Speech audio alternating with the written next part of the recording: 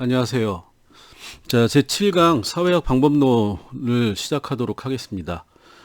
이 사회학 방법론은 강의 계획서에는 안 들어 있는데, 지난 시간까지 해가지고 저희가 총론 부분에 해당되는 그 사회학의 역사와 사회학 이론을 이제 쭉 다뤄왔는데, 그래서 총론 부분이 끝나고 이제 강론으로 넘어가는데, 강론으로 넘어가기 전에 이 사회학 방법론에 관한 얘기들을 간단하게 정리하고 가는 게 좋을 것 같아서 강의 계획서에는 없지만 특별히 별도로 강의를 이제 만들어 봤습니다. 이 사회학 방법론은 저희 교재에는 그 1장에 한 서너 페이지 과학적 탐구와 관련된 얘기들로 간단하게 정리가 되어 있는데, 다른 사회학 교재를 보면 이게 별도의 장으로 이 나뉘어져 가지고 한 개 장에서 사회학 방법론의 일반적인 얘기들을 많이 다루고 있어요. 그래서 이제 저희 교재는 요거를 아주 간단하게 다루고 있기 때문에 다른 사회학 교과서에서 일반적으로 많이 다루기도 하는 내용이어서 별도로 추가적으로 간단하게 이제 설명을 드리는 게 좋을 것 같아서 요거를 이제 이번 주에 하는 걸로 하고 있습니다. 자, 이 사회학 방법론은 이렇게 생각을 하시면 될 것 같아요.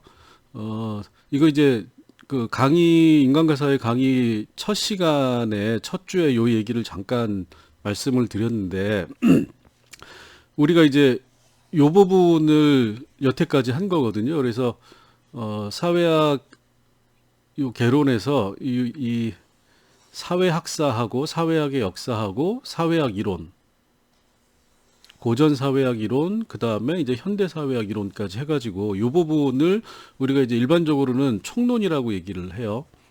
자, 그리고 나서 이제 이 강론으로 들어가는 건데, 사회학 저희 교재도 그렇게 돼 있어요. 앞부분에서는 주로 이제 총론을 다루고 뒷부분으로 가면은 이 강론을 다룹니다. 그래서 이제 이 강론이 크게 보면 사회문화에 관한 거, 산업경제 조직에 관한 거, 정치, 운동, 인권에 관한 거, 이렇게 이제 세 파트로 나누어지는데, 저희 교재에 이제 빠져 있는 부분이 이 부분이에요. 그래서 이제 이 부분은 뭐 사회조사 방법이라고 그래가지고 크게 보면 이제 양적 방법론하고 질적 방법론 이 두 가지로 나뉩니다. 근데 요 내용은 사회학에 해당되는 게 사회학뿐만이 아니라 일반적인 사회과학에서 대부분 이 방법론을 가지고 얘기를 해요. 그래서 저희가 이 총론에서 강론으로 넘어가는 이 중간에 이 방법론이라고 하는 게 갖는 의미를 간단하게 살펴보는 게 좋을 것 같아서 간단히 이제 말씀을 드리도록 하겠습니다.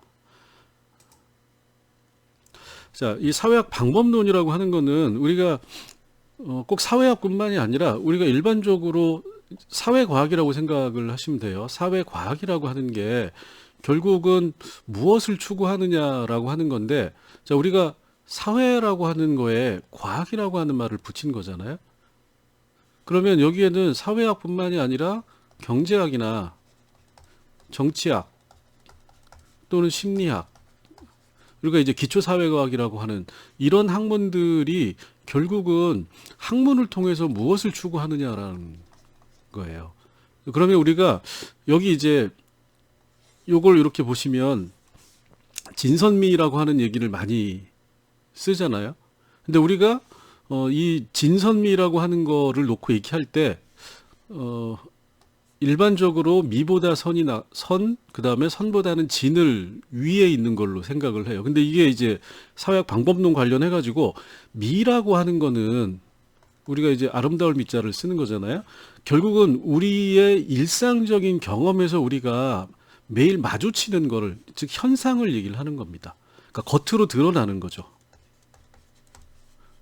뭐 이제 우리가 외모로 하면 겉모습을 얘기를 하는 건데, 물론 겉모습이 좋으면 좋은 거지만 우리가 학문에 있어서는 이 현상이라고 하는 거는 사실은 별로 그렇게 중요하지 않다, 이렇게 생각을 해요.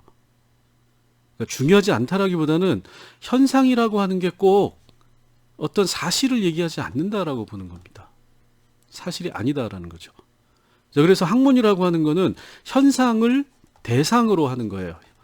현상을 대상으로 하지만 그 현상의, 여기 이제 나오는 거죠, 이면에 있는 다른 것을 추구하는 겁니다. 그러니까 보이는 것, 것과 사실은 다르다라고 생각을 하는 거예요. 그래서 학문을 한다는 거는 보이는 것을 통해서 보이지 않는 것,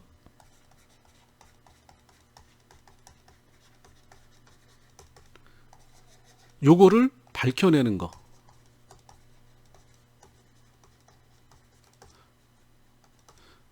이거를 추구한다라는 거죠. 그래서 사실이라고 하는 건 현상 속에서 우리가 어떤 실질적인 사실, 팩트라고 하는 거를 찾아내는 것. 요게 이제 방법론이 되는 겁니다. 이게 이제 추구하는 건데, 그러면 요걸 어떻게 찾아낼 거냐. 그게 방법론이 되는 거죠. 그리고 이 사실이라고 하는 것도 사실은 이게 사실이라고 이제 우리가 원리나 원칙이라고 얘기를 할 수 있는 건데, 학문은 이 다양한 사실들 속에서 다시 뭘 찾아내느냐? 법칙을 찾아내는 거예요. 이 법칙이 뭐냐? 진짜다라고 보는 겁니다. 그리고 이게 바로 진리다라고 생각을 하는 거죠. 그래서 학문의 목적이라고 하는 거는 결국은 진리를 찾아내는 데 있다라는 거예요. 첫 번째로 현상이라고 하는 거를 보고 그 현상 속에서 팩트라고 하는 거를 찾아내고 이 다양한 팩트들이 모여가지고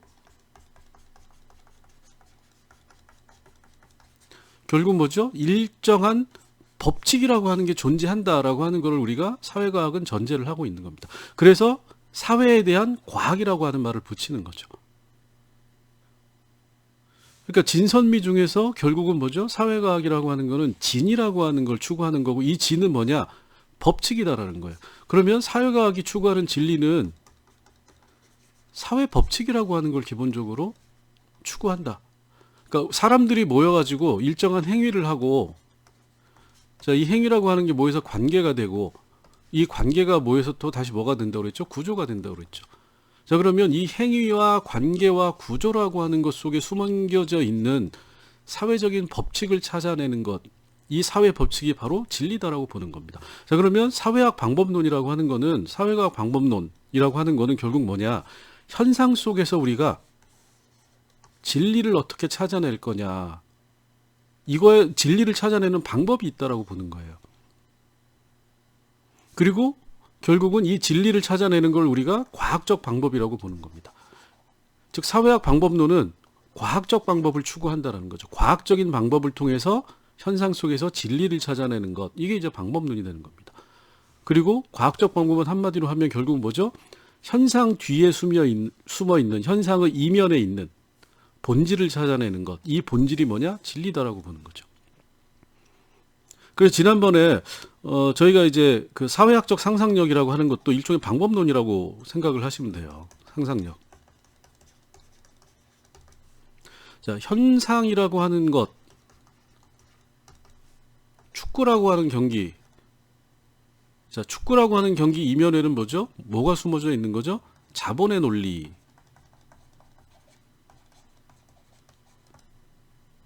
아동노동. 자, 그러면 아동노동으로부터 뭐가 나오는 거죠? 착취라고 하는 게 나오는 겁니다. 자, 그럼 어떤 방식으로 진리를 찾아내느냐라고 하는 거를 우리가 사회학에 관한 방법론이다라고 이제 얘기를 하는 거죠. 자, 그러면 이 진리를 찾아내는 거는 우리가 과학적 방법이라고 하는 거를 통해서 얘기하는 건데 과학적 방법이 뭐냐라는 거예요. 그럼 이제 이거를 복잡하게 얘기하면 자연과학이라고 하는 얘기를 하고 우리가 사회과학이라고 하는 얘기를 하잖아요. 요새는 이제 여기에 인문과학이라는 얘기도 해요. 자, 그럼 여기 공통으로 들어가는 게 과학인 겁니다. 자, 이 말은 뭐냐면 결국은 학문이라고 하는 거는 과학을 추구한다. 이렇게 이제 이해를 하시면 되는 거죠. 그죠? 자, 그러면 과학적인 방법을 통해서 진리를 추구하는 건데 이 과학적 방법이 뭐냐? 모든 사회과학의 방법론은 과학적 방법을 지향하고 있는 거죠. 자, 그러면 과학적 방법을 이해하기 전에 우리가 먼저 그러면 비과학적 방법이라고 하는 거를 우리가 먼저 얘기를 해볼 수가 있어요. 비과학적이라고 하는 거는 일반적으로 우리가 이제 아집, 이제 전통하고 비슷한 얘기라고 생각을 하시면 돼요. 그 다음에 직관. 그 다음에 전거, 뭐 이런 것들을 비과학적 방법이라고 얘기를 해요. 자, 전통이라고 하는 거가 왜 비과학적이냐? 어른들이 또는 예전부터 해왔으니까 우리도 전통에 따라서 그대로 한다라는 겁니다. 이거는 과학적이지 않다라고 보는 거예요. 직관이라고 하는 거는 우리가 뭐죠? 뭐 식스센스 이런 얘기 하죠. 감정이라든가 어떤 본인의 순간적인 생각 이런 것들에 기초해 가지고 어떤 사실관계를 판단하는 것, 이거는 과학적이지 않다라고 보는 겁니다. 전거라고 하는 거는 인용이라고 생각을 하시면 돼요. 주로 누구를 인용하는 거죠? 유명한 사람. 예를 들어서 아인슈타인이라고 하는 사람이 뭐라고 했으니까 그게 맞다. 또는 여러분들이 TV에 의사들이 나와가지고 어떻게 하면 살을 뺄 수 있느냐, 어떻게 하면 건강해질 수 있느냐, 또는 건강하기 위해서는 커피를 마셔야 된다, 뭐 이런 얘기를 많이 하는 거죠. 근데 어떤 의사는 또 나와서 커피를 마시면 안 된다라고 얘기하는 사람도 있어요. 그런데 대부분의 경우에 의사가 어떤 얘기를 했다라고 하면 그게 사실과 동일시된다. 그런데 사실은 이게 사실이 아닐 수도 있다라는 거예요. 그래서 전거라고 하는 것도 남이 한 얘기를 그대로 옮기면서 그거를 사실처럼 받드는 것도 비과학적이다라고 보는 겁니다. 자, 그럼 이거의 공통점은 뭐냐면 합리적인 이성적 추론에 기초해 있지 않다. 이게 비과학적이다라고 보는 겁니다. 자, 그럼 과학은 뭐냐? 기본적으로 이게 아닌데 이 아닌 것들의 특징이 뭐냐? 합리적이지 않고 이성적인 추론에 근거하지 않은 것을 우리가 비과학적이다라고 보는 거예요. 자, 그래서 이 얘기는 초기에 우리가 이제 이 철학이라고 하는 게, 특히 이제 근대 철학이라고 하는 게 뭐에 기초해 있는 거죠? 이 근대라고 하는 거는 우리가 지금 살고 있는 세상, 우리 세상이죠. 즉 현재에 우리가 살고 있는 사람들이 생각하는 것에 기초가 되는 근대 철학이라고 하는 것은 결국 다양한 학자들이 얘기를 했지만 공통점은 뭐냐면 합리성과 이성이라고 하는 겁니다. 합리적 이성 합치면 합리적 이성에 근거하지 않은 것, 이건 전부 다 비과학이라고 보는 거죠. 그래서 대표적으로 프란시스 베이컨이라고 하는 사람이 우상론이라고 하는 얘기를 했어요. 이건 여러분들이 고등학교 때도 들어보셨을 겁니다. 자, 그럼 이 우상론의 의미는 뭐냐면 합리적인 이성적 판단이 아닌 사고, 비과학적 사고라고 하는 거를 우상론, 이게 이제 4개의 우상 1, 2, 3, 4 해서 4개의 우상이라고 해서 많은 사람들이 합리적인 이성적 판단, 추론이 아닌 것을 어떤 식으로 사실로 간주하느냐라고 하는 대표적인 사례를 얘기를 한 거예요. 그래서 베이컨이라고 하는 사람이 우상론에서 뭘 얘기했냐면 사람들이 과학적으로, 합리적으로, 이성적으로 판단하지 않고 사실이 아닌 것, 이게 중요한 건 뭐냐면 사실이 아닌 거를 사실로 간주한다라는 거예요. 많은 사람들이. 근데 이거는 잘못됐다라고 보는 겁니다. 베이컨이 보기에. 왜? 합리적이고 이성적인 판단, 합리적이고 이성적인 추론에 근거하지 않기 때문에. 그래서 달리 얘기하면 뭐죠? 학문은 이렇게 하면 안 된다라는 거예요. 결국은 뭐죠? 학문은 이렇게 하면 안 된다. 학문이 아니다. 결국 이거 무슨 얘기죠? 과학이 아니다라고 보는 겁니다. 이렇게 하면. 그래서 이제 이거는 여러분들이 뭐 상식적으로 알아두시면 좋으니까 종족우상, 극장우상, 동굴우상, 시장우상 이렇게 4가지를 얘기를 하죠. 이 베이컨이라고 하는 사람이 이렇게 생겼어요. 자, 종족우상이라고 하는 거는 생물학적 편견입니다. 이게 이제 요새로 얘기하면 인종주의인 거죠. 자, 예를 들어서 아라비는 게으르다 이렇게 얘기하는 사람이 있어요. 근데 이 사람은 뭘 가지고 얘기를 하는 거예요? 생물학적 편견인 거죠. 자, 흑인은 어떻다. 또는 황인종은 어떻다. 백인종은 어떻다. 이런 얘기를 하는 거는 전부 다 생물학적인 편견을 가지고 어떤 사실을 얘기를 하는 겁니다. 그런데 사실이 아니다라고 우리가 나중에 판명되는 경우가 많이 있다라는 겁니다. 자, 예를 들어서 아랍 사람들은 게으르다라고 하는 거는 어떤 현상을 보고 하는 얘기예요. 근거가 없는 얘기는 아닙니다. 자, 어떤 거냐면 그 사람들은 낮에 일하지 않는다.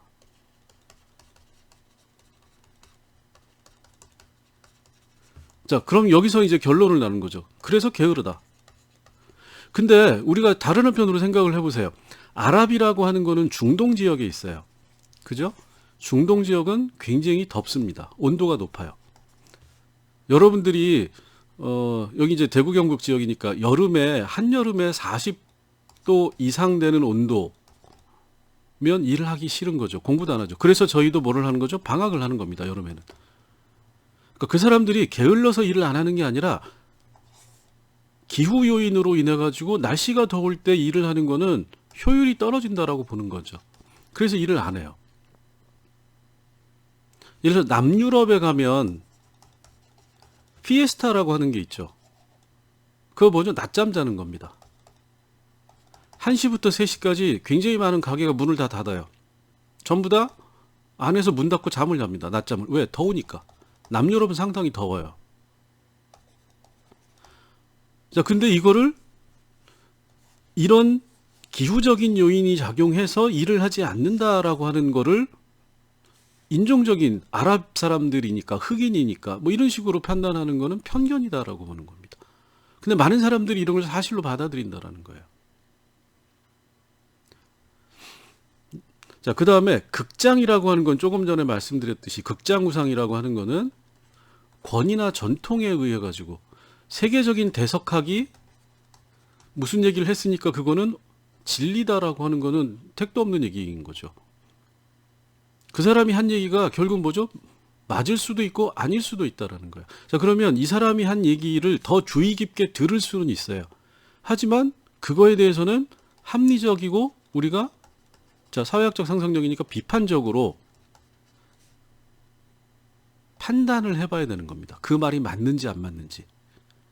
그런데 이거 없이 누가 얘기했으니까 맞다라고 하는 거는 권위나 전통의 기초에서 합리적 판단을 하지 않는다라고 베이컨이 보는 겁니다. 자, 동굴이라고 하는 것도 본인이 동굴 속에서만 살면 그러니까 자기의 환경에서 기초해서 어떤 사실관계를 판단한다라는 거예요. 대표적인 게 이런 게 있습니다. 여러분들 다 아는 얘기예요. 어떤 사람은 가난이라고 하는 거를 이해를 못해요. 자, 돈이 없어서 밥을 못 먹는다라고 얘기를 해요. 근데 부자인 어떤 부잣집의 아이가 뭐라고 얘기를 했다고 그러죠? 밥이 없으면 고기를 먹으면 되지 않느냐. 이게 개인적인 편견이죠. 왜? 자기는 밥이 먹기 싫으면 고기를 먹는다. 근데 돈이 없는 사람은 돈이 없기 때문에 밥뿐만이 아니라 여기서 밥이라고 한 건 먹을 것이라고 하는 거잖아요. 먹을 것을 구할 수 없다라고 하는 건데 먹을 것을 구할 수 없다는 상황 자체를 한 번도 겪어보지 못한 사람은 밥이 없으면 고기를 먹거나 빵을 먹으면 된다라고 생각을 해버린다라는 겁니다. 그게 개인적인 편견이 되는 거죠. 시장이라고 하는 거는 언어적 편견을 얘기를 하는 겁니다. 언어적 편견이라고 하는 거는 많은 사람들이 이제 요거는 언어라고 하는 게 갖는 의미에 대해서는 우리가 다음 시간에 얘기하는 문화 시간에 이제 좀 다루게 될 텐데 언어라고 하는 거는 사람들 사이에 관계를 맺는데 관계를 맺는 매개체로서의 상징을 얘기를 하는 거예요. 이 상징이라고 하는 거를 어떤 나라에서 어떻게 사용하느냐에 따라서 다른 방식으로 사물을 이해할 수가 있다는 겁니다. 예를 들어서 자, 우리가 빵이라고 얘기를 하는 거는 뭐죠? 제과점에서 파는 거죠. 자, 그럼 우리나라 제과점에서 파는 빵이라고 하는 거를 가만히 보면 전부 다 뭐죠? 달죠. 그 다음에 무언가가 많이 부착이 돼 있어요. 그냥 밀가루가 아니라 밀가루 플러스 소세지, 아몬드, 크림 뭐 이런 것들이 굉장히 많이 들어가 있는 걸 우리는 빵이라고 얘기를 해요. 자, 우리가 언어에서 빵이라고 얘기를 하는 건 이런 걸 얘기를 하는 겁니다. 그런데 실제로 유럽이나 미국처럼 주식으로 빵을 먹는 사람들, 이 사람들이 이해하는 빵은 그냥 예, 안 써지네요. 예, 그냥 밀가루인 겁니다. 주식으로 먹기 때문에 이 사람들이 이해하는 빵이라고 하는 건 우리로 치면 그냥 밥을 얘기를 하는 거예요. 밥 플러스 반찬이 아니다라는 겁니다. 즉 언어가 다르기 때문에 언어가 지칭하는 내용이 달라질 수 있다라는 거예요. 그걸 고려하지 않으면 서로 다른 사실관계를 얘기할 수 있다라는 겁니다. 자, 이런 방식으로 우리는 합리적인 이성적 추론이라고 하는 거를 일상적으로 하지 않는 경우가 굉장히 많다. 그래서 그거를 경계하고 학문을 하는 데 있어서는 그런 방식으로 추론을 하면 안 된다라고 하는 게 이제 이 베이컨이 얘기를 한 겁니다. 자, 그래서 일반적으로 우리가 이 합리적이고 결국은 이제 계속 같은 얘기인데 합리적이고 이성적인 추론이라고 하는 것이 왜 필요하느냐? 진리를 탐구하는 데 필요하다. 그런데 이 합리적 이성적 추론을 방해하는 것들이 뭐가 있느냐? 부정확한 관찰이라고 하는 거는. 자, 한 사람을 보고 내가 이탈리아에 여행을 갔는데 관광객인데 소매치기를 봤어요. 자, 그럼 어떤 결론을 내리는 거죠? 모든 이탈리아인은 한 명을 보고 전체에 적응을 하는 거죠. 모든 이탈리아인은 소매치기다. 이렇게 얘기하는 거는 말이 안 되는 거죠. 자, 선택적 관찰입니다. 자기가 보고 싶은 것만 보는 거예요. 자, 어떤 사람이 좋은 일을 많이 했어요. 근데 실수를 한번 했습니다. 그런데 이것만 보고 저 사람은 나쁜 사람. 선택적 관찰의 기초에 있다는 거죠. 자, 이건 우리나라의 정치 분야에서 많이 발생을 하는 거죠. 어떤 사람이 이러저러한 얘기들을 쭉 했는데 이런 거와 약간 다른 얘기를 하면 이 사람은 갑자기 그 사람이 그 전에 쭉 얘기했던 건 무시하고 이것만 가지고 이 사람은 어떤 사람 이렇게 평가를 해버리는 겁니다. 이게 이제 선택적 관찰이 되는 거죠. 고정관념은 이건 이제 우리가 굉장히 예를 들어서 우리는 밥을 먹을 때 김치를 먹어야 된다 이렇게 생각하는 어르신들이 많죠. 고정관념인 겁니다. 왜 우리가 밥을 먹을 때 반드시 김치를 먹어야 되죠? 안 먹을 수도 있는 거잖아요. 자, 한국 사람은 밥을 먹어야 힘을 쓴다. 밥 안 먹고 빵만 먹을 수도 있는 거죠. 한국 사람이라고 꼭 밥을 먹어야 되나요? 근데 이런 고정관념을 가지고 우리가 사회적인 현상을 평가하는 경우가 많다라는 겁니다. 자, 이런 건 전부 다 비과학적이 되는 거죠. 사후가설. 자, 이건 뭐죠? 어떤 일이 일어난 이후에 내 말이 맞지라고 얘기를 하는 겁니다. 과학이라고 하는 거는 사전에 어떻게 보면 예측할 수 있어야 된다라고 하는 게 굉장히 중요한 거예요. 그 다음에 비논리적인 추론은 뭐 말할 것도 없는 거죠. 논리적이지 않은 거니까. 자, 감정적 동조화는 내 편, 네 편. 요새 이제 우리가 요거를 이제 조금 고급스러운 단어로 진영 논리라고 얘기를 해요. 감정적 동조하라고 하는 거는 우리 편이니까 뭘 해도 맞다라고 보는 겁니다. 근데 이거 잘못된 거죠. 다른 편이니까 무슨 얘기를 해도 틀리다라고 보는 거죠. 감정적인 동조화가 되는 겁니다. 자, 신비화라고 하는 거는 우상화라고 볼 수가 있어요. 어떤 사람이 얘기를 어떤 사람, 자, 신비주의 뭐 이런 얘기 많이 하죠. 탤런트들 같은 경우에. 그 사람이 어떤 거를 하나를 하고 그 이후에 활동을 하지 않아도 이 한 편에서 그 사람이 연기를 잘했다. 그러면 이 사람은 계속 명배우가 되는 겁니다. 실제로 우리나라에 영화 한 편으로 떠가지고 한 20년씩 우려먹는 사람들이 많이 있죠.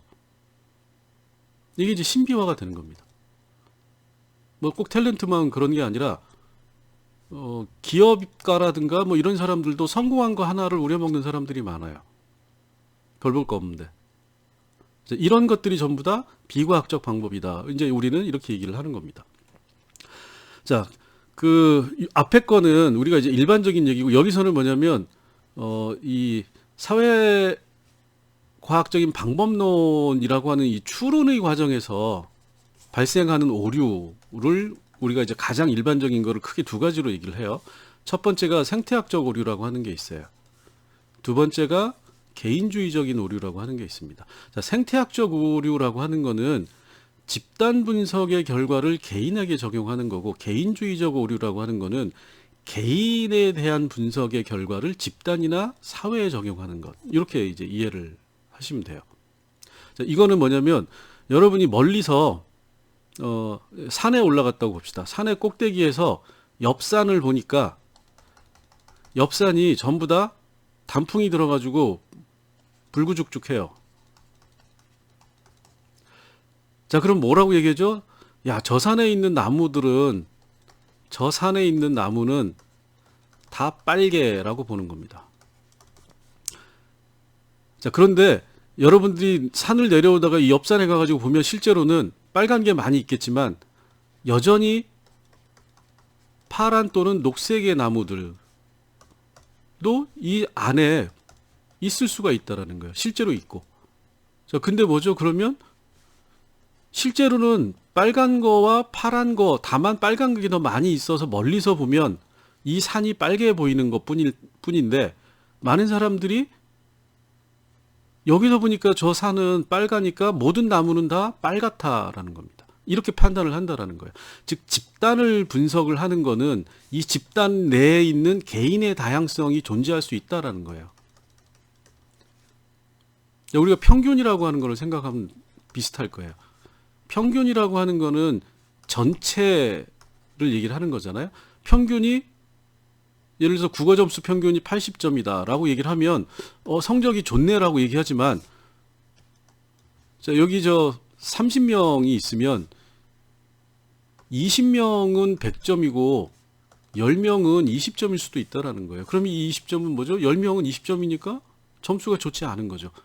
근데 저 반은 평균이 80이니까 다 성적이 좋다라고 판단하는 게 생태학적 오류가 되는 겁니다. 즉, 집단과 이 두 가지는, 집단과 개인은 구분해서 봐야 된다라는 얘기를 하는 거예요. 개인주의적인 오류는 이거 반대인 겁니다. 개인의 특성에 대한 분석 결과를 집단이나 사회에 적용하는 건데, 이거 이제 조금 전에 예를 든 것처럼 여러분이 이탈리아에 가가지고 소매치기를 당했어요. 그러면 그거는 재수가 없어가지고 소매치기를 여러분들이 개인적으로 경험을 한 거예요. 개인적 경험이 되는 거죠. 근데 여행 갔다 오면 이탈리아는 다 도둑놈들 이렇게 얘기를 하는 거죠. 이건 뭐죠? 개인주의적인 오류가 되는 겁니다. 자, 이런 식으로 여러분들이 사고를 하는 경우가 굉장히 많이 있다라는 거예요. 현상을 볼 때. 자, 그래서 이제 이 잘못된 일반화라고 하는 거는 추론을 과정해서 우리가 개인과 집단을 구분해서 우리가 생각을 해야 된다라고 하는 얘기를 하는 겁니다. 자, 그러면 여태까지는 다 뭘 얘기했죠? 비과학이 뭐냐, 어떻게 하면 비과학적이냐라는 얘기를 했어요. 그러면 사실 우리가 얘기하고 싶은 건 뭐죠? 과학적인 게 뭐냐라는 거죠. 자, 그러면 사회과학에서는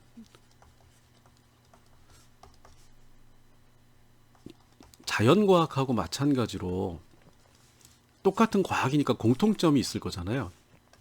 사회과학과 자연과학에서 보는 과학의 공통점은 뭐냐? 한마디로 얘기하면 인과관계, 즉 인과성이라고 하는, 코절리티라고 하는 용어예요. 과학이 뭐냐? 인과관계를 밝히는 것. 자, 인과관계, 인과성이라고 하는 건 뭐죠? 원인과 결과에서 원인을 밝히는 겁니다. 자, 이 결과는 뭐죠? 우리가 현상이라고 생각을 하시면 돼요. 자, 아프다 라고 하는 현상이 있어요. 자, 그럼 이 아픈 거는 여러 가지 원인이 있을 수 있는 거죠. 뭐죠? 맞아서 그럴 수도 있고, 병이 들어서 그럴 수도 있는 겁니다. 자, 그러면 이 아픈 거는 결과고, 이거는 현상인데 우리가 일반적으로는 경험할 수 있는 거예요. 근데 그거의 원인이 뭐냐? 감기가 걸린 거 우리가 볼 수는 없는 거잖아요. 측정을 하거나 우리가 조사를 해서 원인이 무언가를 밝혀내는 거죠. 과학이라고 하는 거는 결국 뭐냐? 원인을 밝힌다. 이걸 우리가 인과성이라고 하는 겁니다. 원인과 결과, 특정한 현상을 불러일으키는 원인을 밝혀내는 것. 이게 과학적 방법이다. 즉 인과성을 측정하는 것.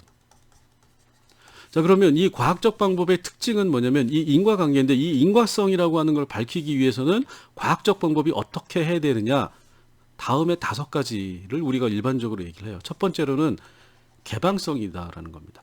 내가 어떤 식으로 진리를 규명했는지 그 과정을 밝혀야 된다라는 겁니다. 공개해야 된다. 규명의 과정을. 그 다음에는 객관성이다라고 하는 거예요. 객관성이라고 하는 거는 모든 사람에게 적용될 수 있어야 된다. 누가 해도 똑같다. 이런 얘기가 되는 겁니다. 그 다음에는 경험성이라고 하는 거예요. 경험성이라고 하는 거는 실제로 이게 이제 여기는 반복 가능 또는 조작 가능이다라고 얘기를 했는데, 자, 경험적으로 우리가 인지하거나 파악할 수 있어야 되는, 이걸 우리가 경험성이라고 얘기를 해요. 자, 그러면 자, 대표적으로 경험적이지 않은 건 뭐죠?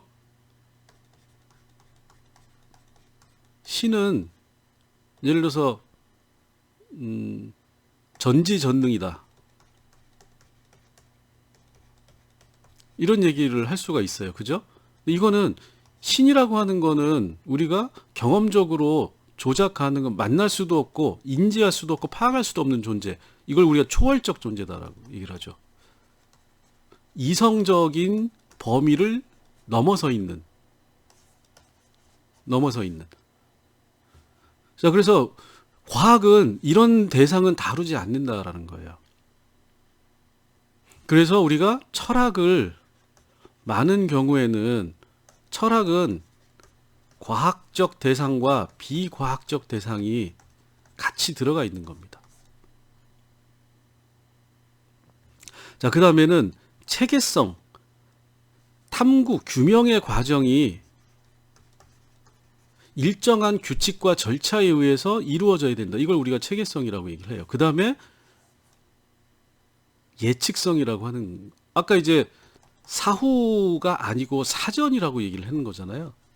이게 뭐냐면 원인을 파악하면 이 원인이 어떤 현상을 불러올지를 예측할 수 있어야 된다는 겁니다. 자, 우리가 실업의 문제에 대해서 사회과학적으로 탐구를 했어요. 자, 그걸 보는 이유는 뭐죠? 실업의 원인을 알면 실업이 발생하지 않도록 할 수 있기 때문에, 예측할 수 있기 때문에. 이게 굉장히 과학에서는 중요하다라는 겁니다. 이런 면에서는 과학은 굉장히 실용성을 중요시한다, 이렇게 생각을 하시면 됩니다. 자, 그럼 이제 요약을 하면 이렇게 볼 수가 있어요.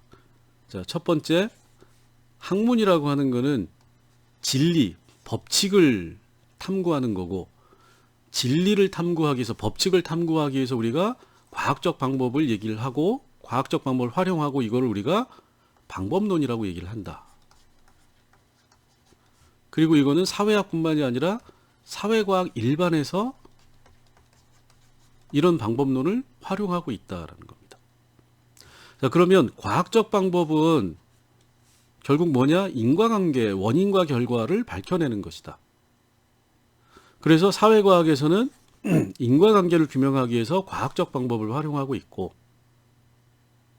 그러면 사회과학 방법론이라고 하는 건 뭐냐? 이렇게 요약할 수 있다. 결론. 과학적인 방식으로 사회를 조사해서 사회 현상에 대한 인과관계를 밝혀내는 것, 원인과 결과를 찾아내는 것. 이게 사회학 방법론이다. 이렇게 이제 이해를 하시면 됩니다. 자, 그러면 여기 이제 예시를 몇 개를 들어놨어요. 근데 뭐 이거는 길게 얘기할 거는 아니고 여러분들이 한번 생각을 해보세요. 아프다라고 하는 건 현상이죠. 특정 정당을 어떤 사람이 선호한다는 것도 현상입니다. 특정 제품이 많이 판매가 된다. 이것도 현상이 되는 거죠. 자, 그러면 여기서부터 이제 이거에 대한 증상, 이건 현상은 우리가 일반적으로 다 경험할 수 있는 거예요. 자, 이 현상, 아프다라고 하는 건 우리가 어떻게 할 수 있는 거죠? 우리가 증상이라고 이러면 열이 난다, 아프다, 기침을 한다. 자, 현상이라고 하는 건 특정 정당을 선호하는 것, 이 선호라고 하는 걸 우리가 어떻게 할 수 있는 거죠? 지지한다 또는 보다 명확하게는 투표를 통해서 알 수가 있는 거죠. 특정 제품의 판매가 증가한다라고 하는 현상을 우리가 어떻게 알 수 있는 거죠? 매출이 증가한다. 이걸로 알 수 있는 겁니다.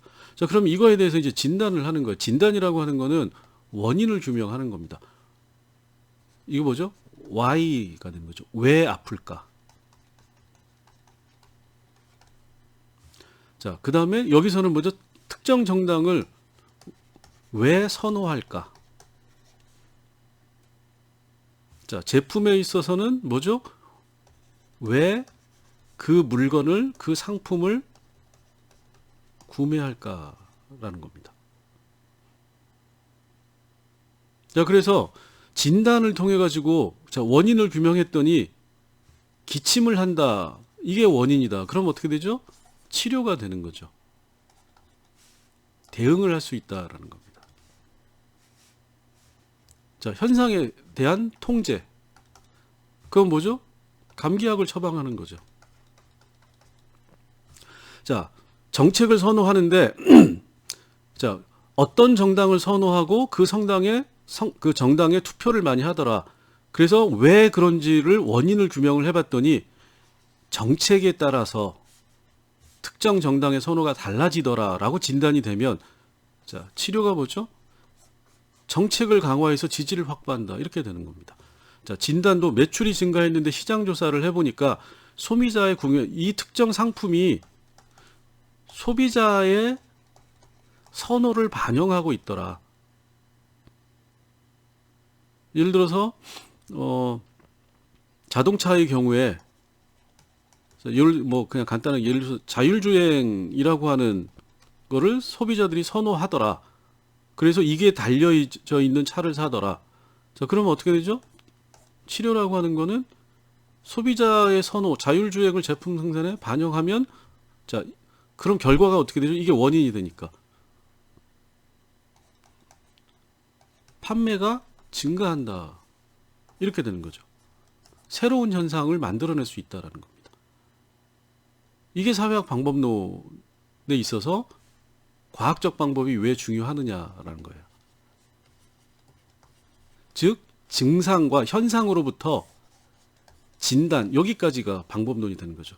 이 진단, 즉 원인을 규명할 수 있다. 원인을 찾아낼 수 있다. 자, 그 다음에는 뭐죠? 방법론을 통해서 원인을 규명하면 실용적인 목적으로 활용할 수 있다가 되는 겁니다. 그래서 대부분의 경우에 사회과학이라고 하는 거는 자, 대표적으로 기업들이 많이 뭐죠?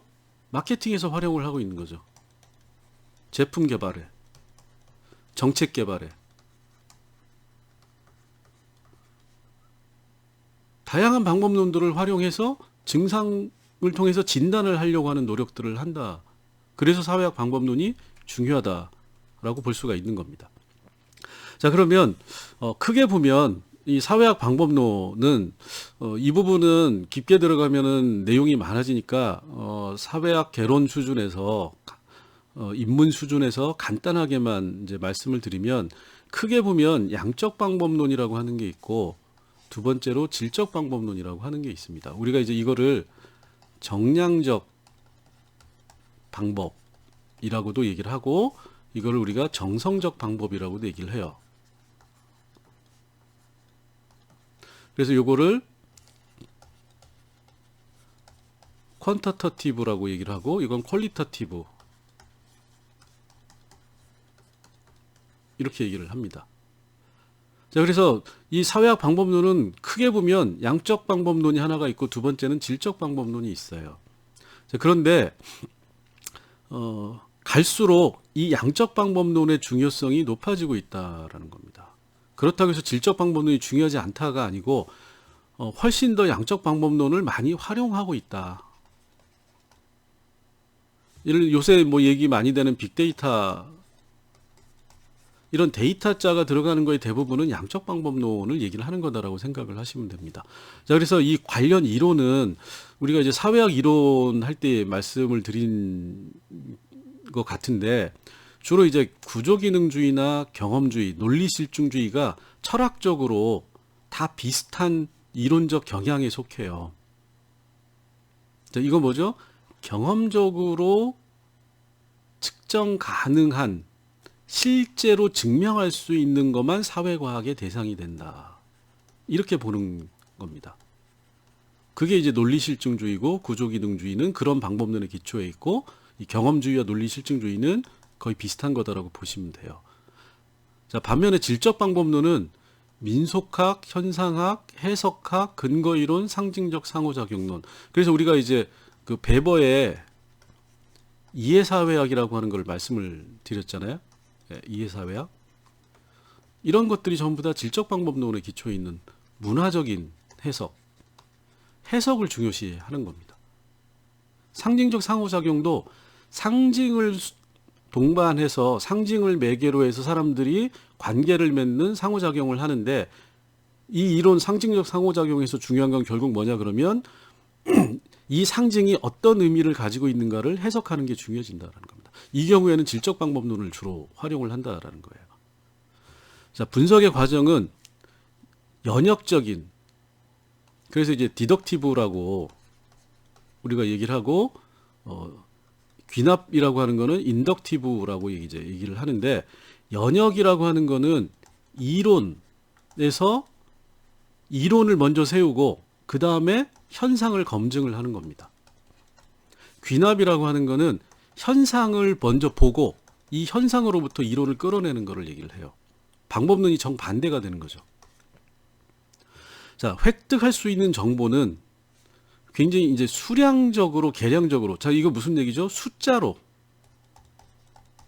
파악할 수 있는, 즉 경험적으로 파악할 수 있는, 경험적으로 파악 가능한 정보만 양적 방법론에서는 획득할 수 있다라는 거예요. 자, 여기는 의미와 해석을 중요한다고 그랬잖아요.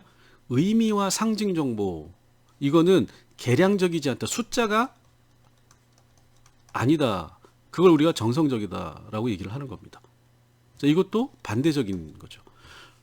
자, 그럼 획득한 정보의 양을 치면 이거는 굉장히 피상적이고, 그러니까 현상을 주로 이제 파악하는데 이거를 쓰인다라는 겁니다. 제한적이다라는 거야. 자, 요거는 심층적이고 정보량이 많다라는 겁니다. 자, 그러면 획득한 정보의 활용에 있어서는 피상적이고 제한적인데 이거는 대표성이 용이하다. 자, 여기는 또 반대죠. 심층적이고 획득할 수 있는 정보의 양은 많은데 대표성의 확보가 어렵다라는 거예요. 자, 이건 무슨 대표성이라고 하는 얘기는 뭐냐면, 내가 1000명 여론조사를 생각하시면 됩니다. 1000명을 이 양적 방법론을 통해서 조사를 하면 이거를 대한민국 전체 인구에게 적용할 수 있는 것, 이게 이제 대표성이라고 우리가 일반적으로 얘기를 해요. 근데 양적 방법론을 사용하면 1000명을 조사해서 대한민국 사람들 전체가 어떻다라는 얘기를 할 수가 있다. 그게 이제 대표성이 되는 겁니다. 즉 조사 집단은 대표성이 있기 때문에 조사 결과를 일반화할 수 있다. 일반화, 여기 써 있네요. 네. 질적 방법론은 대표성을 확보하기 어렵다라는 거예요. 20명이나 30명밖에 정보의 양을 많이 획득하기 때문에 조사 대상이 적고, 그러다 보니까 전체에 대해서 얘기하기가 어렵다, 쉽지 않다, 대표성의 확보가 어렵다는 겁니다. 자, 그 다음에는 통계적으로, 자, 여기는 뭐죠? 경험적으로 측정 가능하고 주로 숫자를 가지고 얘기를 하기 때문에 이제 경제학을 생각을 하시면 돼요. 다양한 통계 기법을 활용할 수 있다라는 겁니다. 근데 질적 방법론은 의미와 상징을 중요시하기 때문에 통계 기법을 활용할 수는 있는데 제한적이다. 활용할 수 없지 않다라는 거예요. 자, 그 다음에 변수에 대한 통제는 이렇게 생각을 하시면 돼요. 상황에 대한 통제가 가능하느냐라는 겁니다. 양적 방법론은 상황에 대한 통제가 가능하지만 질적 방법론은 상황에 대한 통제가 거의 불가능하다. 자, 가설 검증이라고 하는 것도 일정한 명제나 이론을 검증하는 것을 양적 방법론에서는 쉽게 할 수 있지만 질적 방법론에서는 쉽지 않다. 모집단을 추정하는 거는 가능하고 이거는 거의 불가능하다라고 얘기를 했는데, 요거는 앞전에서 얘기한 대표성하고 밀접한 관련이 있다라고 생각을 하시면 됩니다. 자, 대표성이 이거는 있고 이거는 없기 때문에 대표성이 있는 경우에는 모집단 추정이 가능하고 없는 경우에는 가능하지 않다라고 생각을 하시면 돼요. 조사 기간도 양적 방법론 같은 경우에는 시간이 오래 걸리고 질적 방법론은 시간이 적게 걸린다. 왜냐하면 조사 대상 숫자 자체가, 조사 대상이 질적 방법론은 적고 요거는 많기 때문에 당연히 비용도 이게 많이 들겠죠. 자, 그러면 구체적으로 이 양적 방법론이 얘기하는 방법론에는 뭐가 있느냐. 자, 요거는 정말로 간단하게 적어놨어요. 이걸 길게 얘기하면 너무 시간이 많이 걸리기 때문에 여러분들은 사회학 개론 수준에서 얘기를 하는 거기 때문에 뭐가 있다, 이게 뭐다라는 정도만 알아두시면 될 것 같아요. 대표적으로 양적 방법론에서 제일 많이 하는 게 설문입니다. 설문조사라고 우리가 얘기를 하죠. 그래서 여러분들이 신문에 정치의식, 선거 이런 데서 활용하는 모든 조사, 사회의식, 인식 이런 조사가 전부 다 설문조사라는 거죠. 설문조사라고 하는 거는 뭐 1000명, 1500명, 2000명, 많을 경우에는 10,000명 뭐 이런 사람들한테 설문지라고 하는, 뭐 여러분들 설문지는 다 아실 테니까 그거를 주고 그거에 응답을 하도록 하는 거죠. 그래서 응답 결과를 숫자로 만들어서 이 숫자를 분석하는 것, 통계적으로. 이걸 우리가 설문조사라고 얘기를 하는 겁니다. 실험이라고 하는 거는 주로 이제 심리학이나 뭐 이런 데서 많이 쓰는 건데, 특정한 상황에서 사람들을 불러가지고 그 사람들을 대상으로 해서 상황을 조작하는 거예요. 그걸 우리가 실험이라고 얘기를 하는 겁니다.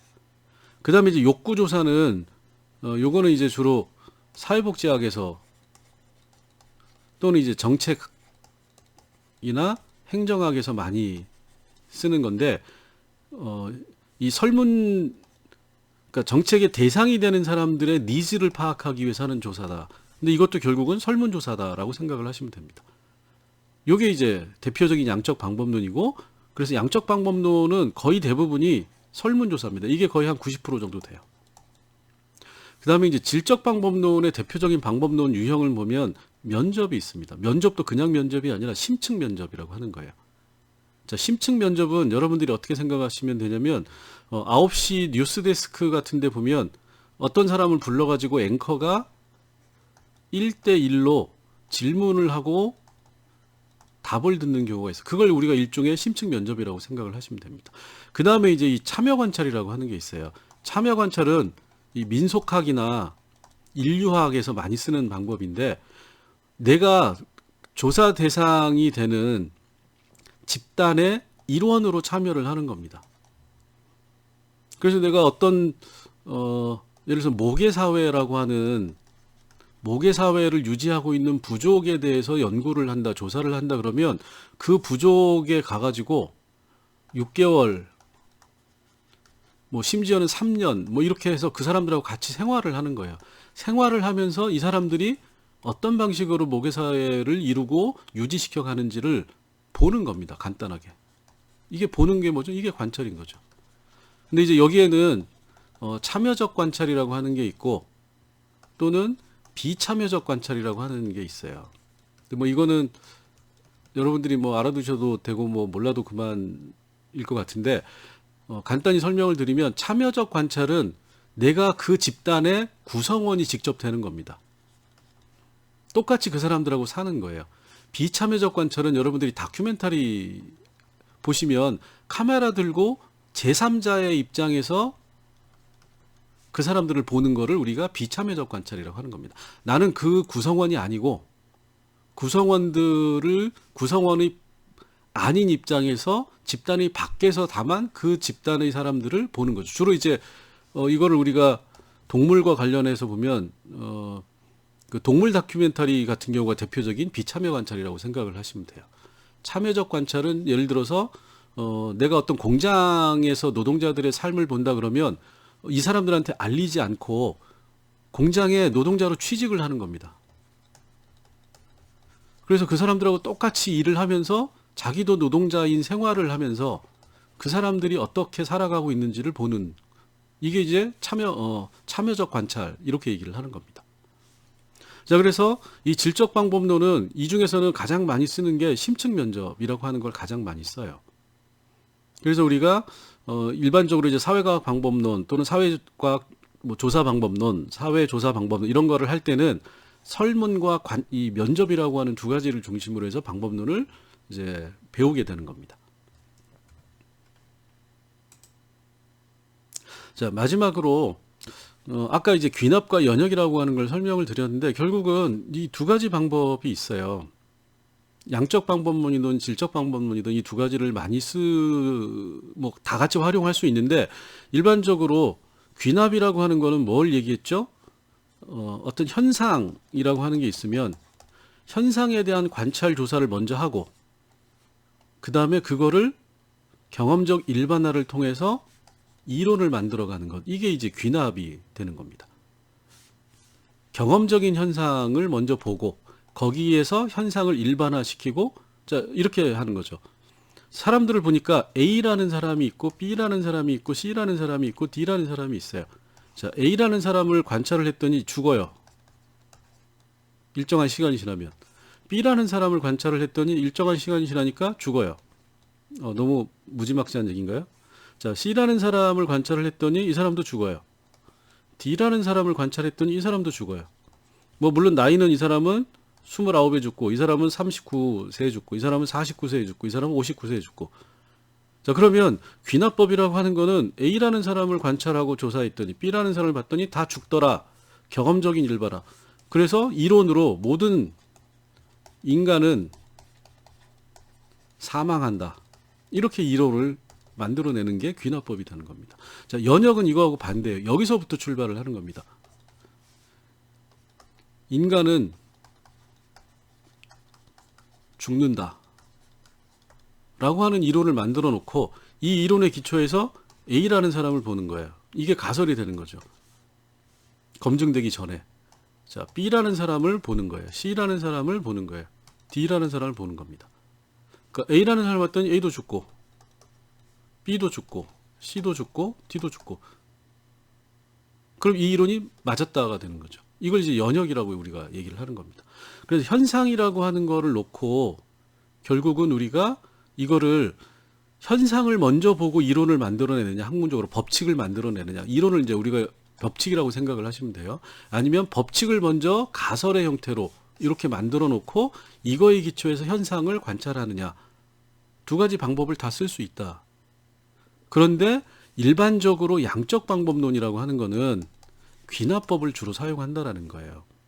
조사를 해보니까, 아이고, 죄송합니다. 자, 조사를 해보니까 노동자들의 임금이 사장보다는 낮더라. A라는 사람의 임금이 사장이라고 하는 Z보다 낮고 B라는 노동자의 임금이 사장이라는, 그래서 일반화시키면 노동자는 사장보다 임금이 적다라는 이론을 만들어내는 거죠. 연역이라고 하는 건 거꾸로 사용자는 경영자이기 때문에 노동자보다 임금이 높다라는 이론을 만들어내고 사장과 노동자의 임금을 살펴보는 겁니다. 두 가지를 다 할 수 있는데 일반적으로는 양적 방법론에서는 귀납적인 방법론을 더 활용을 하고 질적 방법론은 주로 연역적인 방법을 활용한다. 이렇게 이제 이해를 하시면 됩니다. 자, 그래서 이 방법론이라고 하는 거는 여러분들이 뭐 교육학도 교육학 방법론이라고 하는 게 있어요. 그래서 이제 배우는 내용들이 비슷한데 그거를 이제 간단하게 설명을 드렸습니다. 그래서 오늘 이번 그 7주차 강의에서는 방법론이라고 하는 거를 이제 말씀을 드리고 다음 주부터는 강론으로 들어가 가지고 주요 이제 사회학에서 다루는 주요 이 현상 영역이라고 하는 거를, 자, 결국 이제 이렇게 되는 거죠. 강론이라고 하는 영역은 사회 현상의 영역이 되는 거예요. 그러면 이 사회 현상의 영역에 따라서 우리가 앞에서 배운 사회학 이론 그리고 사회학 방법론을 약간씩 다르게 적용을 하는 겁니다. 자, 사회 중에 가족의 영역에 대해서는 예를 들어서 질적 방법론을 주로 예를 들어서 문화라고 하는 거에 대해서는 질적 방법론을 그런데 인구라고 하는 영역에 대해서는 양적 방법론을 그리고 이론에 있어서도 인구와 관련된 거는 뒤늦갱 구조기능주의 그런데 가족에 대해서는 또는 문화에 대해서는 상징적 상호작용론 그리고 질적 방법론 이런 식으로 어떤 사회 현상의 영역에 대해서 어떤 이론과 어떤 식의 방법론을 적용하느냐라고 하는 게 강론의 영역이 되는 겁니다. 그래서 앞에서 말씀드린 것처럼 주요한 사회 현상 영역을 한 이제 3가지에서 4가지 정도로 묶고 이 각각에 대해서 사회학이 어떻게 다루고 있는가 요거를 다음 시간부터 이제 말씀을 드리도록 하겠습니다. 자, 오늘은 여기까지 할게요. 수고하셨습니다.